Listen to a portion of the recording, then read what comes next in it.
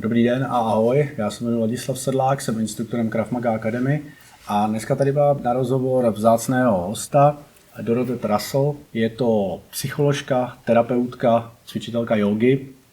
Strávila dlouhá léta v Jihoafrické republice, kde pracovala právě jako terapeutka pro charitativní organizaci a dlouhodobě se zabývá práci s traumaty, to je její specializace a řešení traumat, hojení traumat.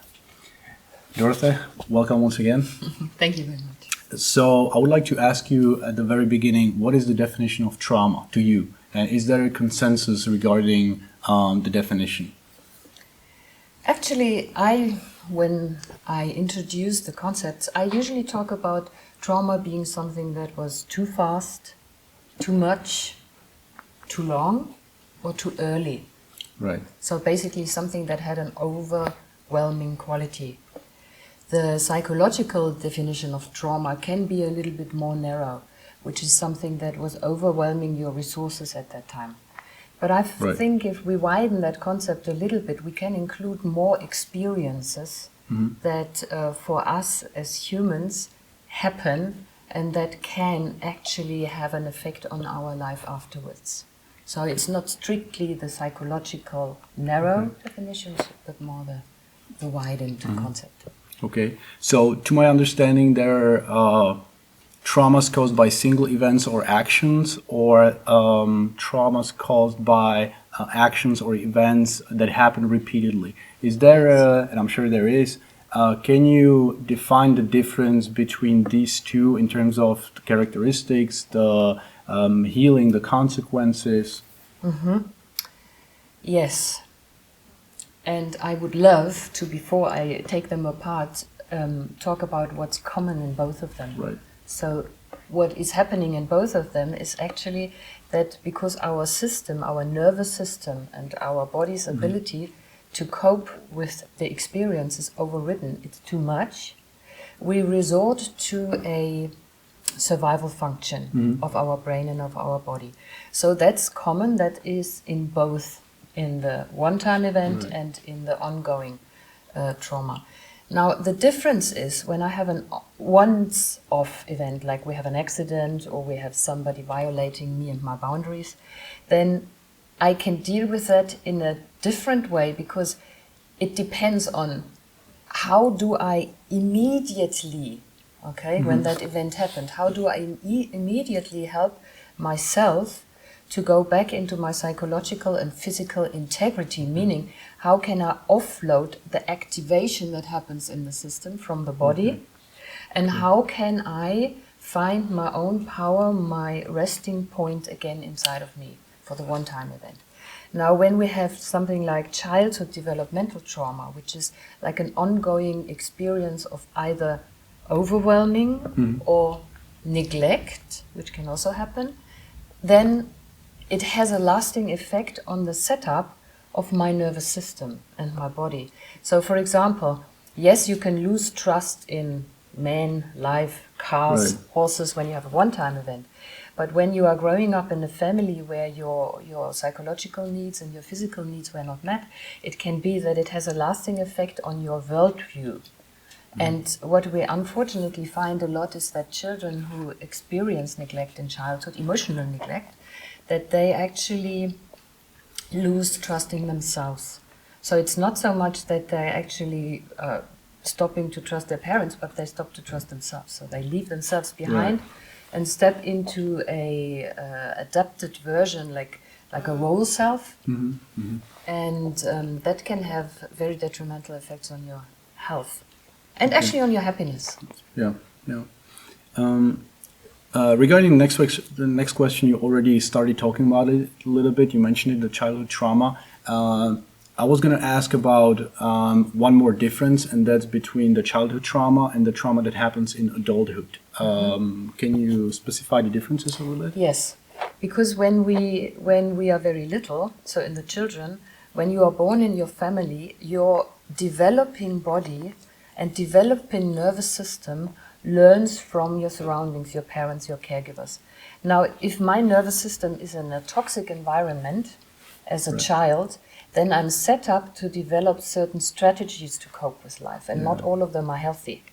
And it can actually make my nervous system be stuck in a certain mode, and I'm not able to develop all my potential. And in the adulthood, I am already whoever I am. So when it happens then, I can possibly call in the support of a therapist or some other healing modality or of my other resources to deal with that and not go into post-traumatic stress disorder, but really deal with it here and now. But children don't have that option. Mm-hmm. And as a child, when you grow up in this reality, it's almost like somebody put glasses, like augmented reality, on your head, and this is how you see the world. Yeah. As an adult, you have had an experience and then something changes. But as a child, it twists your connection to yourself. Mm-hmm. And that is what is so painful then later, because you're forever looking for myself, my connection, my truth, my purpose, my strengths. What am I going to do? Right. And the lostness, this is probably maybe the most characteristic. As an adult, when you're already connected and something happens to you, you stay in your connections. But as a child, you feel lost, you feel alone, and you grow up with this feeling of no holding, no protection, no security, no safety, no purpose, maybe even. Right. I'm going to ask a silly question perhaps, but does the trauma sometimes just go away, just disappear, or do you always have to take care of it? That is a very good question. Because I'm a psychologist and I was in South Africa, based in South Africa, and there's a lot of trauma. Right. Now, does it just go away? I don't think so. But what can happen is that life is caretaking of you so well that even without the aid of a therapist, you have a chance to process it. So when I was looking at the Zulu community, they were using rituals, they were using drums, dancing, and community, and then the trauma can heal without being addressed head on. Okay. So the people don't have to talk about what happened, but they solve it, they process it in a different way. Mm-hmm. But that it just leaves you, I don't know, then it wasn't trauma. Because trauma is really, to just go back to the first question, trauma is when it's lodged in. Right. Okay, so it has an effect. If it just happens like in one-time event where you have an accident, but you can deal with it and you can process this and that it leaves and it heals and it's no problem, that's not trauma. Understood. So it doesn't have to be trauma when you are in an accident, in a fight, or when abuse happens. It doesn't have to be trauma. Trauma is what happens after the event. So this is maybe overwhelming, but the effect, that is the trauma. Right, interesting. Going back to childhood trauma, what would you recommend parents in order to avoid their kids being traumatized? Like, is there a 10 commandments of parenting or common mistakes of parenting, let's say? You don't have to name 10, obviously. But, you know. I get the point. No, the thing is, I'm a parent myself. Of course, I'm also a daughter. And I have looked at that topic issue from both sides. So how have I experienced growing up and what was my kind of developmental trauma? And then I also, unfortunately, had to realize how I had passed my own trauma onto my children. Okay?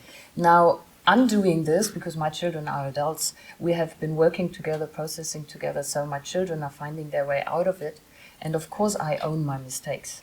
And if I had a recommendation for parents, it is really healing your own trauma first. So really looking at what is it that went wrong, or if it is not what went wrong, but what was missing. Because it's far more difficult to name what was not there than what was there. And here's the recommendation to actually help your kids to grow up healthily. You actually need to see them. You need to feel them. You need to connect to them. You need to have some kind of not insight, but some awareness of the context they are living in. Because when you see and hear and watch with awareness your children and with compassion, then you will be there when they need you, and you will leave them when they don't need you. And that is the important thing, that the helicoptering over our children is just as damaging as it is to leave them neglected in the sense of, do what you want. Yeah. Because the children need boundaries. They need to feel where's right and where's wrong. They need us to guide them, to be the best guardian for them in the sense that we 100% trust in their ability, in their goodness, in them being who they are, and then with them, supporting them to make their own experiences, make their mistakes, and then make up for them. Right. Because they need to learn that. They need to learn how to fall on the face and then stand up again. Yeah. And if you want to give your children one, major treasure, one gift for life, it is actually for them the certainty, the embodied knowing that there's always a safe place to come back to. Right. Inside themselves, with other people, and of course with you as a parent. Yeah. And that is, I cannot say how important the embodied feeling of safety is. Because that's what's missing in trauma then later. Yeah. I have no safety here, and then this happens, and then lost. Okay. Is there anyone without trauma, or do we all suffer to some extent, minor way or severe way? I would dare say that there are people without trauma when and if life happens, okay? Life happens to all of us. Right. But what we do after life happens, that is the question. So there can be people who have had really big experiences, painful experiences. The pain is not optional, so pain will happen, okay? But the suffering is optional. So how do I deal with it? That is up to me and my resources. And of course you have parents who have healed with their children and given them enough resilience to deal with life. So it's not that life doesn't happen. So you have your pains, your scars, your wounds. Yeah, but they don't have to be traumatic. It doesn't have to be trauma. Trauma always means that you are debilitated, that your ability to cope is taken away. That's the difference. So if you have children, in Africa there were children without parents living on the street, but they had resilience. So they were not unhappy. They were actually very happy. Okay? And they did not need to go down the route of drugs and criminality because they had the support in them. I was told that you do have a martial arts experience. So how can martial arts training contribute to our well-being, let's say, to healing? What can we as instructors do to contribute, or at least to be less ambitious, not to make things worse than they are? Firstly, my martial arts experience is limited in the sense that when I was a teenager, I had experiences of abuse, which could have been potentially traumatic. And I was joining a course that was held and given, or gifted actually, by our local police. It was self-defense for women. And when I went into that environment, and the teacher, of course, he was a big male, but it did not produce more trauma, but it produced the trust in the goodness and in the integrity that is possible. And what it gave me personally, that martial arts training, was I felt safe with expressing myself. I learned to feel my boundaries. I learned to say no. I learned to accept when my powers are not enough, when my strength is overridden. I learned to say stop and no. It's enough. But you need to learn your boundaries inside and outside. So where am I not able to deal with the situation alone anymore? When do I need to ask for help? And when am I strong enough? And of course it increased my strength physically, but especially emotionally. Because I learned that I might not be strong enough, but I can move myself in a way that I can deal with life. So the feeling of being in control and feeling safe in my own body was like an enormous gift, because I did not feel safe in my body anymore. But with the training and with the intense, you know how it is, the intensity also of the emotionality in it, but in a safe context. That was what gave me the strength and the safety that I needed. And my recommendation for trainers would always be, I mean, you do that anyway, I guess, safety first. So establish the safety not only on the mat. So what are the codes, you know, what are we doing, what are we not doing, but also establish the internal, the psychological safety. So I'm safe here. You know, I can be here, I can be myself, I can make mistakes, and I can make up for them, and I'm in a group, so I'm connected to my tribe, if you so wish, because that's what we also need as human beings. We need the connection. Yeah. I'd like to move to like current events. You know, we're living in the, some people call it COVID era, and there are, I think, potential trauma everywhere. Although the murder rate is going down, the domestic violence, for example, is skyrocketing these days, and people are losing their jobs, and I think it's relatively easy to fall into this trap of victim mentality. So how do you avoid this nowadays? That's a tough question. It is a tough question because it also depends on how willing are you to actually step out of your comfort zone.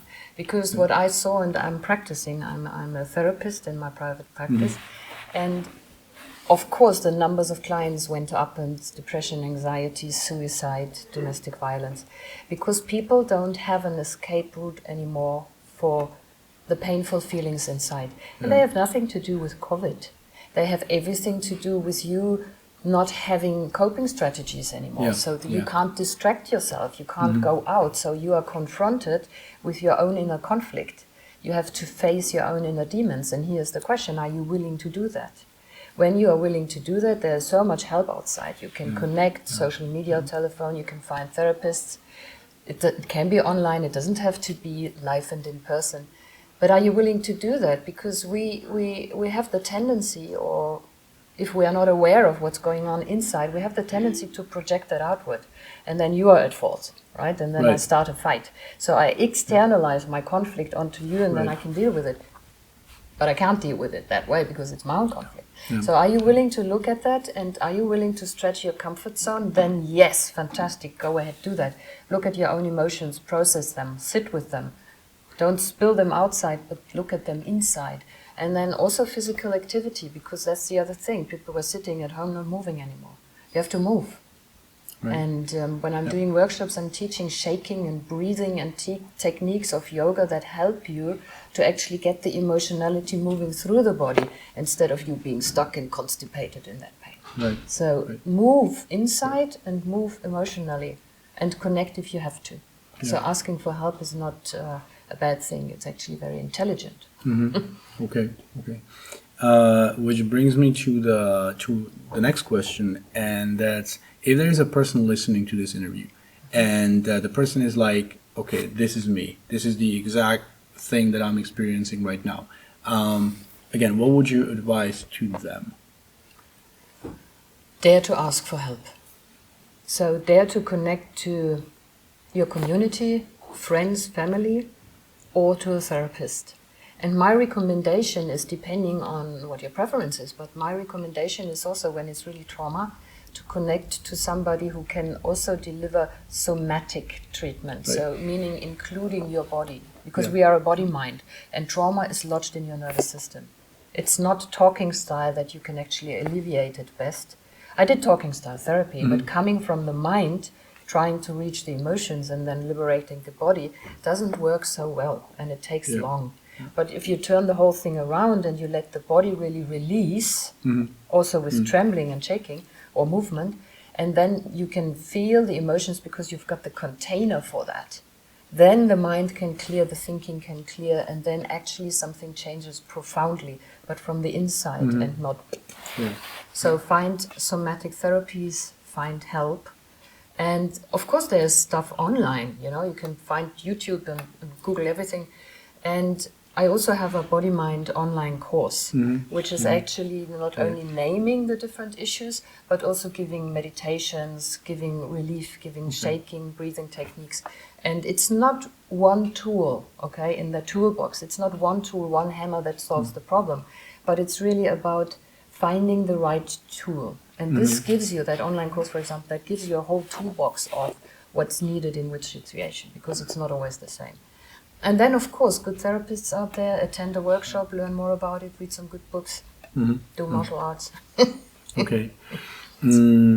Last question that I assume I should have asked first is about your life, because it's really, the life story is really fascinating. So can you just point like milestones that influence you most? When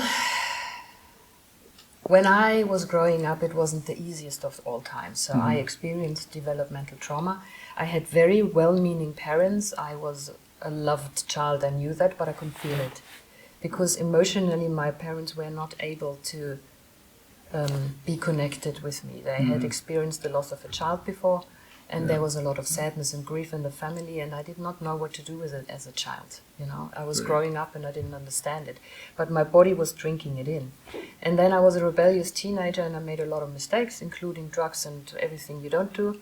And I had to find my way to the edge to really feel, oh my God, that's it. I'm done with life. And I was really standing at the edge of the abyss. But something inside called me back and said, well, if you want to throw your life away, then give it to somebody else if somebody else can use it. So be of service to somebody else. And then I started to get my act together. I was seeking therapy, and then when I was studying psychology myself, because I was put into this welfare organization. You have to work practically very quickly in South Africa if you do clinical psychology. And I was in that welfare organization hotline helping people, and I realized, wow, the talking style is not enough. So I actually need some more. And when I was looking around, finding the Zulus with their shaking, finding the yoga techniques, I was actually starting to really heal myself. So it wasn't the talking style therapies, but it was the somatic, the movement that actually was the turning point for my life. And then, well, it was just growing and getting better and better. And I'm now really so passionate about life. I did not know what to do with my life when I was smaller, younger.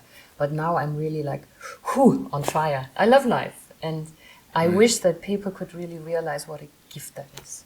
Yeah. How amazing it is to be alive. Okay. Thank you so much for the interview. Thank you. Thank you. Thanks.